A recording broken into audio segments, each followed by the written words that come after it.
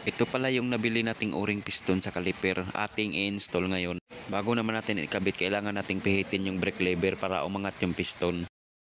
Umangat na yung piston niya, pwede na natin umpisahan tanggalin.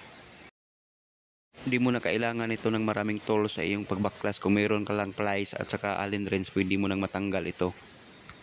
Bago ko rin ito pinalitan ay nakatakbo na ako ng 300 kilometers o more than. Sa mga nagtatanong kung magkano ito, mura lang, abot kaya ng ating bulsa. Nagkahalaga lang ito ng 150 isang paris. Sa mga bago pa lang po nakapanood ng aking video, huwag po kalimutang mag-subscribe ng aking channel. Malaking tulong na rin po ito sa inyo, lalo na po sa may mga bisikleta. Hindi nyo na kailangan pumunta pa sa bike shop para ipaayos.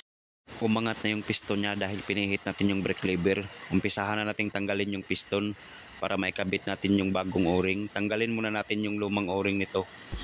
Sa pagtanggal nga pala sa lumang o-ring na nakakabit, kailangan pala gamitan natin ng tweezers o tsani para madali lang ito masungkit. Natanggal na natin yung lumang o-ring, ipalit na natin yung bago. Same procedure pa rin sa pagtanggal at pagkabit, dandahanin nyo lang para hindi masira yung bagong o-ring. Bago rin pala ito natin baklasin yung hydraulic brake natin, kailangan maganda tayo ng mineral oil para i-blade na naman natin uli dahil natapo na yung dating mineral oil nya.